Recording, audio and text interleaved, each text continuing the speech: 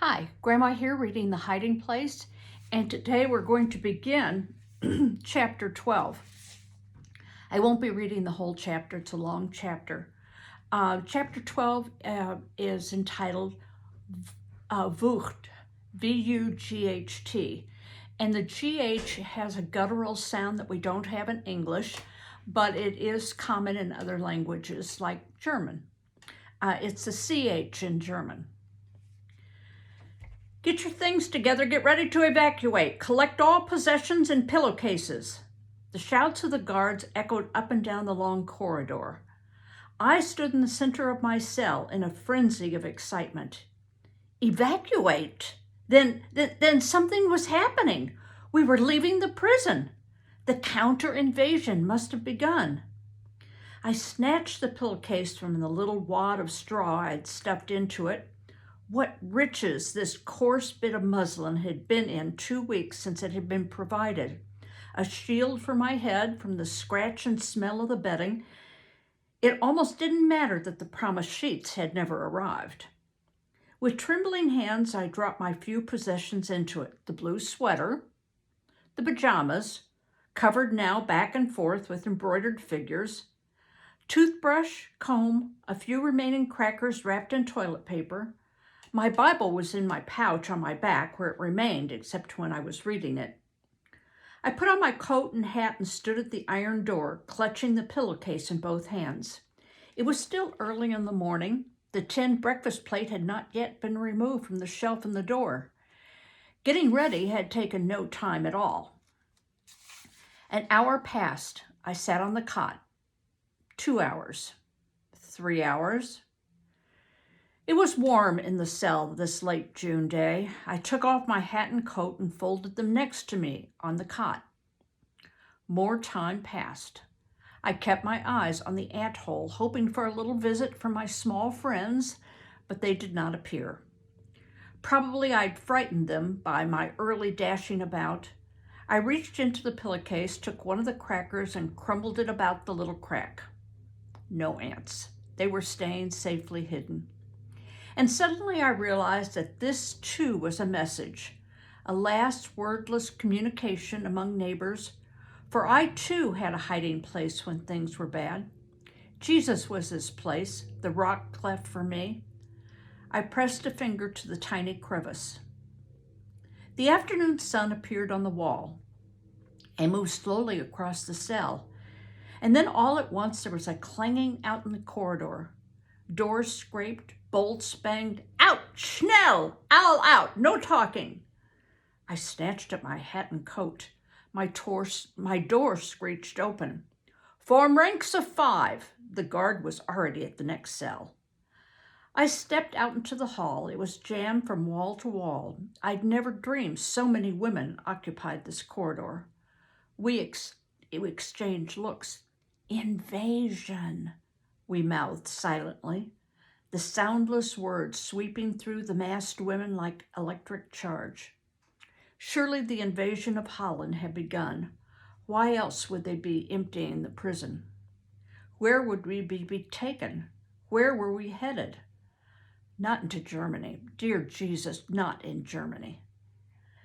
The command was given, and we shuffled forward down the long, chilly halls, each carrying a pillowcase with their belongings forming a little bulge at the bottom. At last we emerged into the wide courtyard inside the front gate of the prison, and another long wait began. But this wait was pleasant with the late afternoon sun on our backs. Far to the right I could see the columns of the men's section. But crane my neck though I would, I could not see Betsy anywhere. At last the huge gate swung in and convoy of gray transport buses drove through. I was herded aboard the third one. The seats had been removed, the windows painted over. The bus lurched dreadfully as it started up, but we were standing too close together to fall. When the bus ground to a stop, we were at a freight yard, somewhere on the outskirts of the city. Again, we were formed into ranks. The guards' voices were tense and shrill. We had to keep our heads facing forward, eyes front. Behind us, we could hear buses arriving, then lumbering away again. It was still light, but I knew by the ache in my stomach that it was long past supper time. And then ahead and to the left of me, in the newest group of arriving prisoners, I spotted a chestnut bun, Betsy. Somehow, some way, I was going to get to her. Now, instead of wanting the day to end, I prayed that we would stay where we were until dark. Slowly, the long June day faded. Thunder rumbled, and a few drops of rain fell. At last, a long row of unlit coaches rolled slowly over the tracks in front of us. They banged to a stop, rolled forward a little further, then stopped again. After a while, they began backing. For an hour or more, the train switched back and forth. So when she says coaches, what she means are trains with cars. We call them cars. So they're going on a train someplace. I hope they get good seats. By the time the order came to board, it was pitch dark. The ranks of prisoners surged forward. Behind us, the guards shouted and cursed. Obviously, they were nervous at transporting so many prisoners at one time.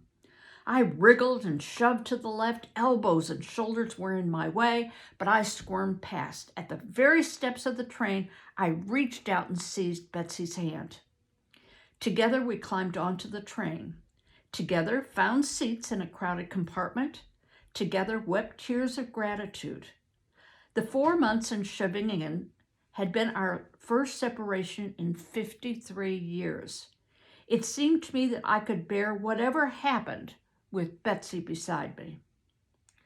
More hours passed as the loaded train sat on the siding.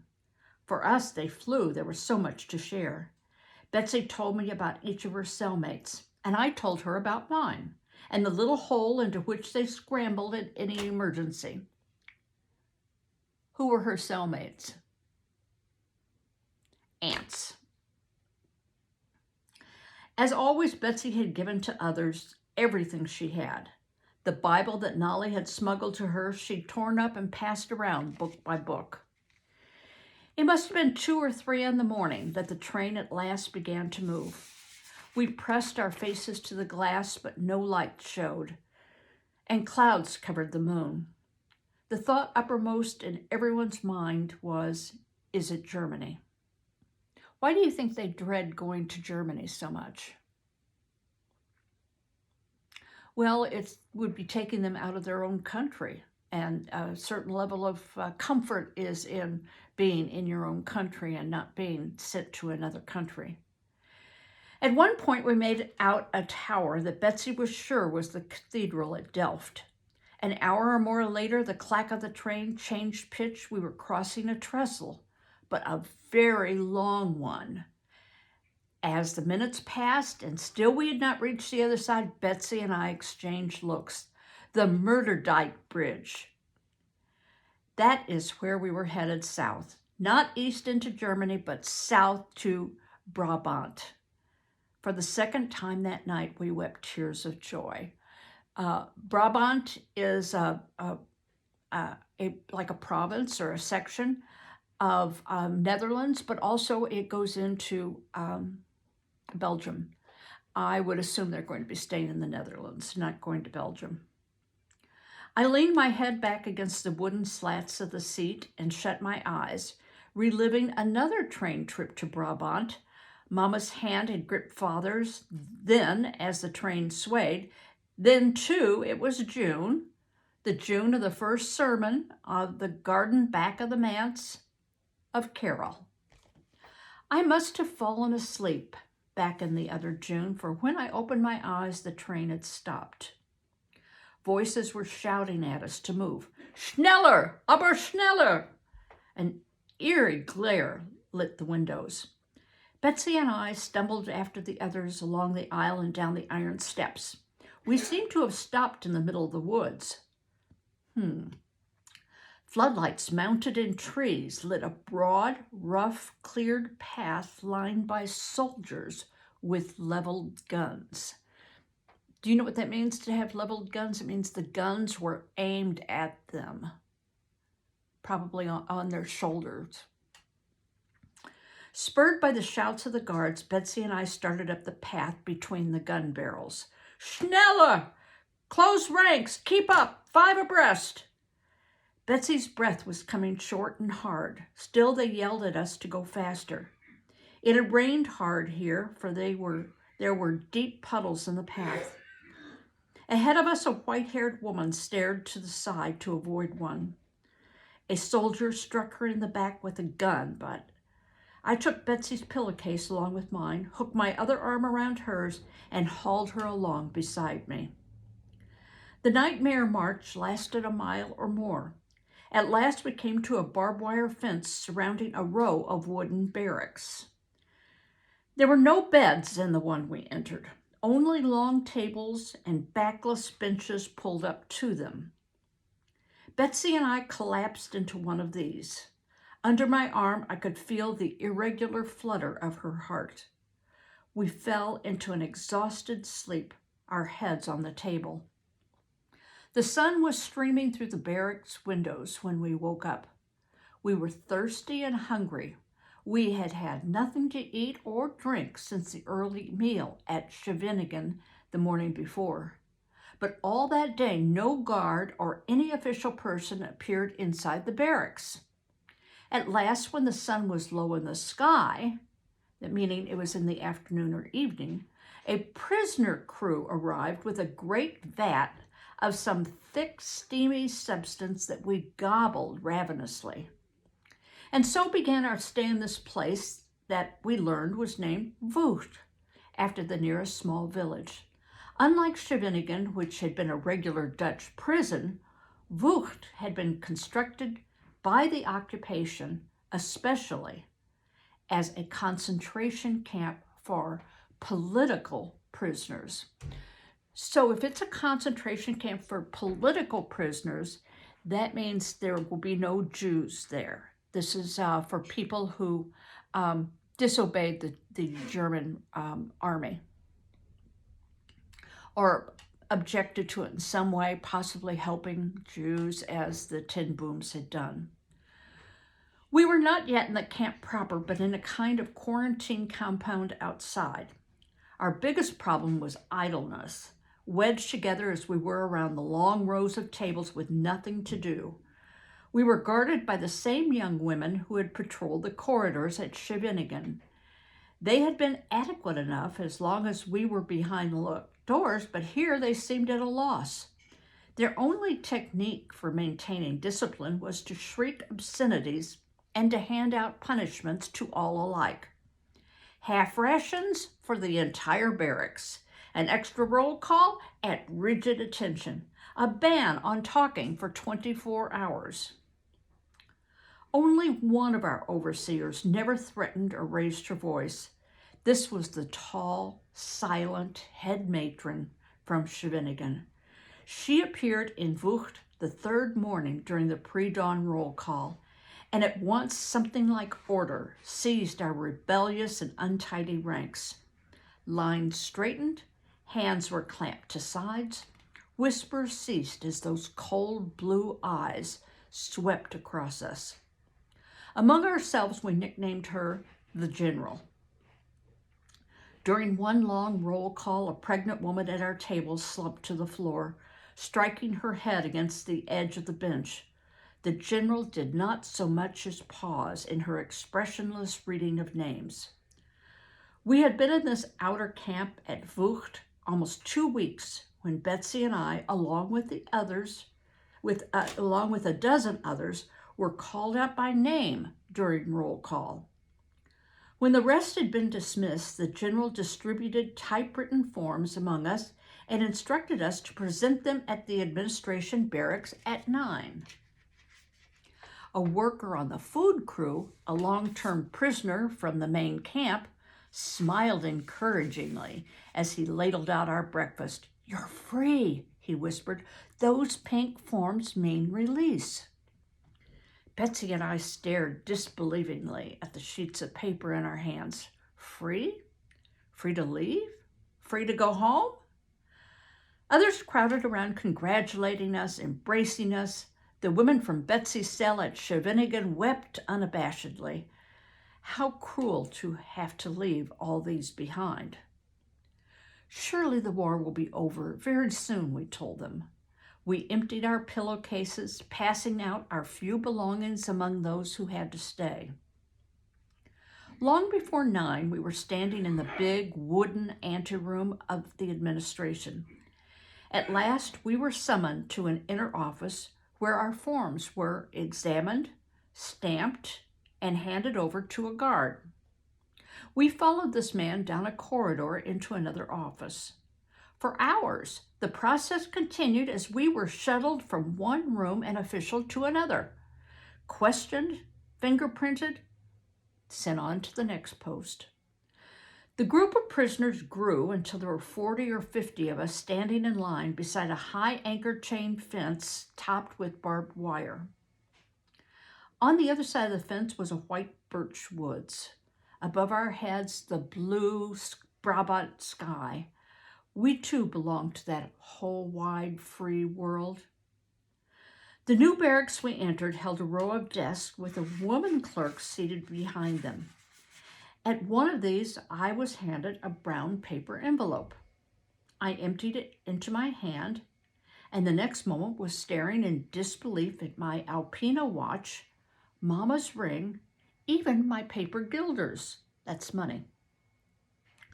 I'd not seen these things since the night we arrived at Shawinigan. Money. Why, that belonged to the world of shops and trolley cars. We could go to a train station with this money. 2 fares to Harlem, please. We marched along a path between twisted rolls of barbed wire and through a wide gate into a compound of low tin-roof barracks.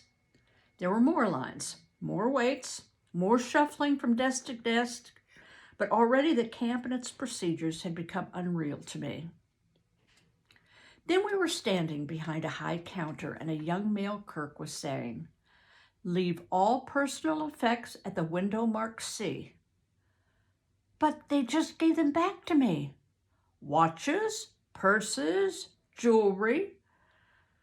Mechanically, like a machine with no will of its own, I handed watch, ring, and money through the small barred window.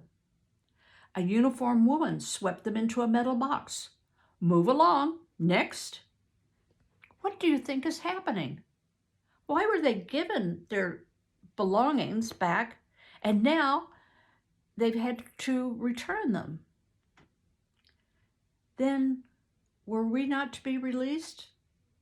Outside this building, a florid-faced officer formed us into a double column and marched us across a broad parade ground.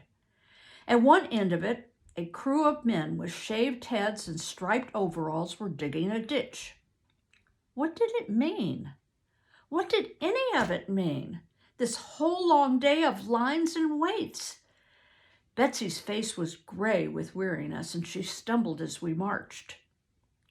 Through another fence, we arrived in a yard surrounded on 3 sides by low concrete buildings. A young woman in a military cape was waiting for us. "Prisoners, halt!" barked the red-faced officer. "Explain to the newcomers, Fräulein, the function of the bunkers." "The bunkers," the girl began in the bored voice of a museum guide, "are for the accommodation of those who fail to cooperate with camp rules. The rooms are cozy, if a bit small, about the size of a gym locker. To hasten the educational process, the hands are tied above the head." Even as the horrid recital continued, 2 guards came out of the bunkers, carrying between them the form of a man. He was alive, for his legs were moving, but he seemed to have no conscious control over them. His eyes were sunken and rolled back in his head. "Not everyone," the girl observed in the same detached drawl, "seemed to appreciate the accommodations of the bunkers." I seized Betsy's arm as the command to march again came, more to steady myself than her. It was Father's train case once again, Such cruelty was too much to grasp, too much to bear. Heavenly Father, carry it for me. We followed the officer down a wide street lined with barracks on either side and halted at one of the gray, featureless sheds. It was the end of the long day of standing, waiting, and hoping we'd simply arrived at the main camp at Vught. The barracks appeared almost identical with the ones we left this morning, except this one was furnished with bunks, as well as tables and benches. And still we were not allowed to sit.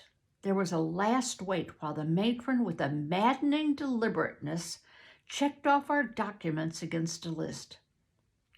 "Betsy," I wailed, "how long will it take?" "Perhaps a long, long time, perhaps many years, but what better way could there be to spend our lives?" I turned to stare at her. "Whatever are you talking about?" "These young women, the girl back at the bunkers. Corrie, if people can be taught to hate, they can be taught to love. We must find the way, you and I, no matter how long it takes." She went on, almost forgetting in her excitement to keep her voice to a whisper, while I slowly took in the fact that she was talking about our guards. I glanced at the matron seated at the desk ahead of us. I saw a gray uniform and a visored hat. Betsy saw a wounded human being. And I wondered, not for the first time, what sort of person she was, this sister of mine. What kind of road she followed while I trudged beside her on the all-too-solid earth. A few days later, Betsy and I were called up for work assignments. One glance at Betsy's pallid face and fragile form, and the matron waved her contemptuously back into the barracks where the elderly and infirm spend the day sewing prison uniforms. The woman's uniform here in Vught was a blue overall with a red stripe down the side of the leg. Practical and comfortable, and a welcome change after our own clothes that we'd worn since the day of our arrest. Apparently, I looked strong enough for harder work. I was told to report to the Phillips factory. The factory turned out to be no more than another large barracks inside the camp complex. Early in the morning, though it was, the tar beneath the shingled roof was beginning to bubble in the hot July sun. I followed my escort into a single large room where several hundred men and women sat at long plank tables covered with thousands of tiny radio parts. 2 officers, one male, one female, were strolling the aisle between the benches while the prisoners bent to their tasks.